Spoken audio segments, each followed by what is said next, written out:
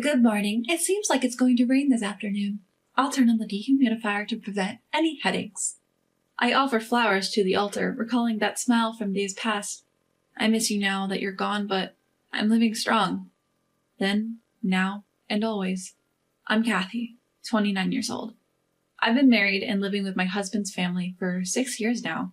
I was raised in a household with some old-fashioned beliefs, and I had an arranged marriage as my parents wanted. My husband's family, too, has their fair share of old traditions. There's a slight departure from the common sense of the general public. However, life isn't as stifling as I thought it would be.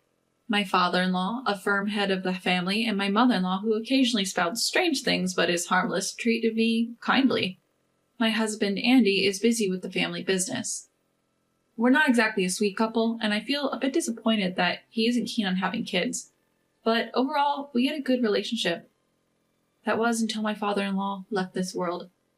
Oh, Kathy, you're daydreaming again. The weather's getting weird, too. It's so gloomy and damp every day. Talking to a photo every day is so morbid.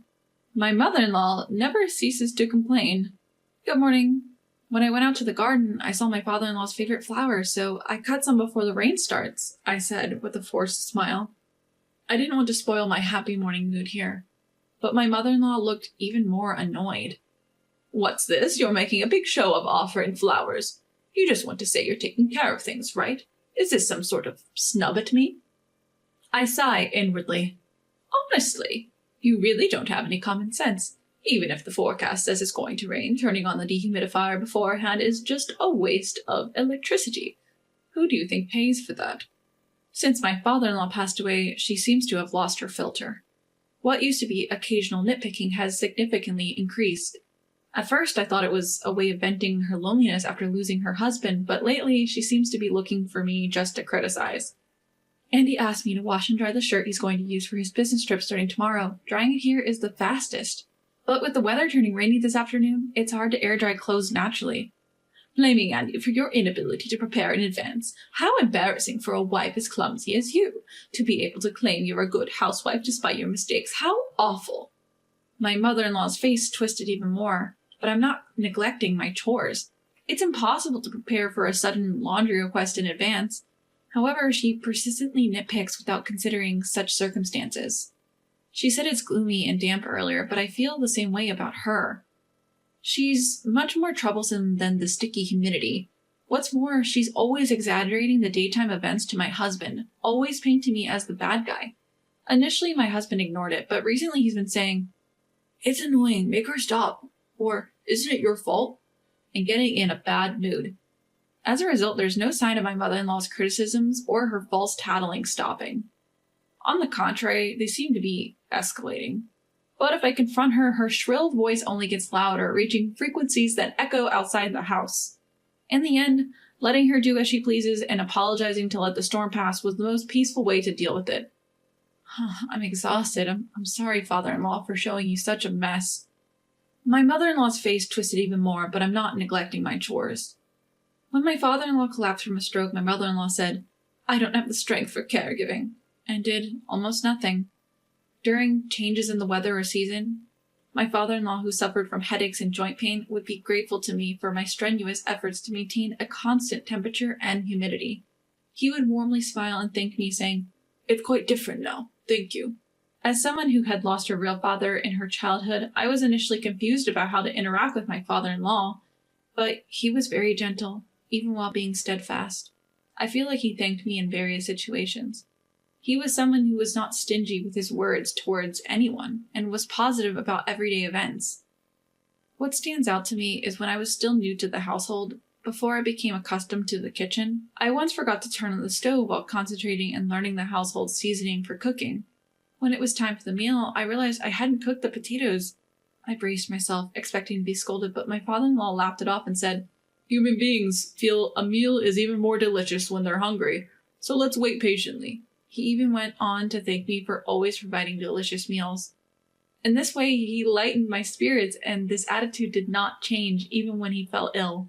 Even during my first experience with caregiving, which I wasn't proficient in, he kept telling me, "You're a lifesaver, thank you." He was like my real father. That's why, even though time has passed since he passed away, I still find myself taking to his picture every morning, and I'm concerned about the room temperatures and humidity before it rains. My mother-in-law, who's become more harsh, and I sought solace in his smiling picture. Hey, what's this, all wrinkled and covered in fur? One night while cleaning up after dinner, my husband Andy came holding a shirt I had ironed and put it in the suitcase in the evening. And what about our bedroom? It's a mess, and the stuff for tomorrow's trip is all scattered. What the hell? I told you I'm leaving early tomorrow. Andy has also changed since my father-in-law passed away. He has become harsher. I truly realized that my father-in-law was the pillar of this household. Andy threw the shirt at me with a stern face, and I was surprised. Wait, what? What do you mean the stuff is all scattered? Hold on, this... From the wide-open window, the rain was pouring in sideways, drenching the curtains. And on the bed, the luggage had spilled out of the suitcase and was scattered about. In a hurry, I closed the window and crashed down to wipe up the poured-in rain. Huh? Brownie? In the corner of the room, there was a community cat, Brownie. Poor thing, you're shaking so much. Come here, I'll dry you off. Despite the disastrous state of the room, I couldn't ignore the drenched cat, so I gently wrapped Brownie in a towel. I know you're not the kind of kitten who would do something like this. Holding Brownie, who was purring lightly, I consoled him. Hey, what are you doing? Then I heard Andy's irritated voice from behind. That's a stray cat, isn't it? Don't use a towel on something like that, and that thing probably made the mess in the room. Get it out of here now. Behind the disgruntled Andy was my mother-in-law. What a mess! The room, the stuff for the trip, everything is all messed up. And what's that dirty thing? Using a fine towel, and that is unbelievable. I'm speechless at your lack of common sense. She's hardly speechless. She's triumphantly blabbing. Prioritizing a cat that broke into the house and caused this mess over the actual disaster. You must be out of your mind. My mother-in-law's voice, louder than ever, made me finally retort. With all due respect, mother-in-law, it wasn't Brownie who made the mess in the room, right? Huh! That can't be. My mother-in-law defended herself, but it didn't make sense no matter how you look at it. Because the shirt that Andy brought was wrinkled and covered in fur, but it wasn't wet. If a soaked cat caused a mess, the shirt and the luggage should be wet too, shouldn't they? Exactly. The stuff on the bed was messy, but not wet at all. Rather, only the shirt was covered in fur. The rest seemed merely scattered. And I had the suitcase closed and placed next to the shelf. It would be impossible for a cat to move it to the bed, unlock it, and mess it up. That's not all. My mother-in-law's hand was covered in several band-aids. She didn't have them in the morning, so it's proof she injured herself in the afternoon. If my guess is correct, those scratches are from being scratched by Brownie. The windows are intact, and so are the screens. How on earth could the cat have gotten in on its own?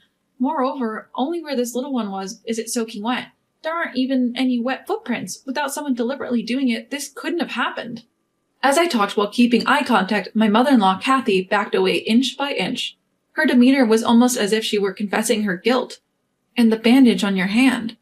But before I could finish my sentence, my husband's voice boomed. Shut up! Caught off guard by his loud voice, I cringed, to which my husband, Andy, spat out angrily. I don't care. Just kick it out and clean up quickly. Don't make me repeat myself. I have to get up early tomorrow. I'll sleep in the guest room tonight. Get it ready fast. Surprised by Andy's outrage, I pushed back. It does matter. This is over the top no matter how you look at it. This isn't something you can brush off as a mere prank. We need to take it seriously. I couldn't hide my anger at Kathy's excessive behavior, but Andy was dismissive. Don't mess with me. It's your job to sort out the house issues. Do I ever bring my work problems home and complain? No, right? Even after coming home tired, I can't rest every single day. I have to listen to such unpleasant stuff. I'm fed up. He vented out furiously. It seemed as though his pent-up frustration at having to listen to my daily complaints about Kathy was overflowing all at once, but that wasn't fair. I never grumbled to Andy. It was Kathy who kept feeding him lies. Why am I the one getting blamed? I'm having a hard time too. I opened my mouth again, but Andy, still angry, grabbed my arm and dragged me to the front door. That's enough. Go somewhere else. If you weren't here, my mom wouldn't have anything to complain about. Before I could even put on my shoes, I was pushed outside. I heard the sound of a lock clicking into place. Hey, wait a minute. Open up, Andy. Hey, hey. I called out in a loud voice, but there was no response from Andy, only the sound of Kathy's malicious laughter. Even though I couldn't see her, I could easily imagine Kathy's spiteful smile. Just like that dirty stray cat, perhaps a stray daughter-in-law would be more appropriate. Serves you right. After that, the light in the entrance was turned off and I was left out in the pouring rain holding the cat in my arms. I can't believe it. After I was locked out of our house and had to take refuge at my parents' place, and a few days later, I was summoned again to the house. They were a historically significant family, so my mother cautioned me not to get divorced and apologize. However, I was feeling down. I'm probably going to be scolded. I thought about having a discussion, but now I might as well say that I want a divorce. He hasn't contacted me since that day. Feeling heavy-hearted when I arrived, I found a room full of relatives, and the atmosphere was more daunting than I had anticipated. In contrast, Kathy and Andy, whom I hadn't seen for a while, looked triumphant. Could this be about disowning me? This is a bigger deal than I thought. I became even more nervous, but the head of the main house, who would be my grandfather-in-law, said something unexpected. The reason I gathered everyone here today is to discuss the inheritance. We plan to switch to distribution, keeping up with the times. This was not at all what I expected. I was relieved that it seemed I wasn't going to be blamed. On the other hand, Kathy and Andy became excited, pushing their way through the relatives. How the assets be divided specifically? What about the house we're living in? There's land, vacation homes, and a company too. Kathy brazenly put forth her greedy demands. She whispered to Andy that he should seize this opportunity to gain control of the business given his promotion. Andy didn't seem entirely against the idea. Seeing their shamelessly happy faces, I decided once and for all to go through with the divorce. I could easily imagine my future with the wealth-seeking Andy and Kathy, who would accuse me of being a freeloader and gold digger. It would be better to cut ties cleanly. Right now, they would likely be happy to divorce. But then, there's no property for you two to inherit. My grandfather-in-law rejected Kathy and Andy's expectations with a heavy sigh. What? The patriarch spoke to the two of them, who were taken aback. I will bequeath my assets to Kathy. There's none for you two. Having my name abruptly called, I was at a loss for words, and my in-laws were flabbergasted. You must be joking. A wife doesn't have such rights, and she's run away from home abruptly without a shred of responsibility. A failure who doesn't even bear children. We were thinking of disowning her, right, Andy? Yeah, it's a hassle to have a dispute at home. If we don't have enough hands to manage the house and the business, hiring people's more efficient. It's better for our mental health, I think. They coldly discarded me. Then the patriarch, who had heard the statements, pulled out an envelope from his pocket. A will? The patriarch solemnly read out to the stunned couple the will of his son, my father-in-law. In the event of a dispute after his death, all borrowed property should be returned to the main family. However, in regard to his wife, Kathy, she continued to receive the protection of the main family. In other words, no matter what happens, I would always be able to live with the support of the main family. What? That's a lie, right? My husband was speechless and my mother-in-law was in shock. The patriarch shrugged his shoulders. Kathy, I plan to bequeath you the property you need to live. If I lend it, it will tie you to this house. But if I bequeath it, you can live alone even if you divorce. Or you could remain our daughter-in-law and remarry if you want. I was also adopted, so I can somewhat understand your position. As the main family, we will respect your decision, so don't worry. The patriarch who said this and laughed resembled my father-in-law in my memory. Well, wait! That's too much! What did we do? She ran away on her own. We are the victims here. She argued vehemently that it was me, the wife, who was in the wrong. There is no need to add insult to injury. Huh? What are you talking about? As my mother-in-law tilted her head, an unexpected person appeared in the living room at the patriarch's door. The elderly neighbor from next door?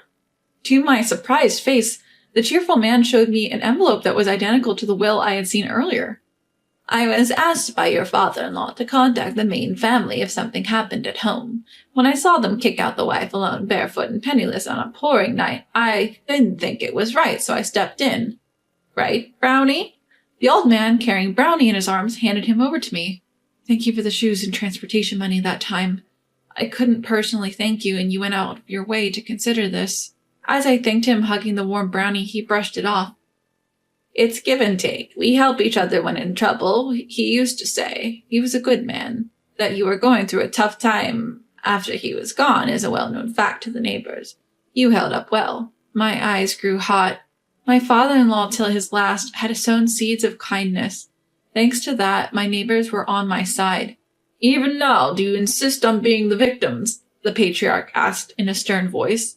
My husband and mother-in-law, who were watching our exchange with their mouths agape, If you can't respect someone as an outsider, then you should leave, and you don't need to come to the company anymore. The two of you start over somewhere else and become people who understand shame."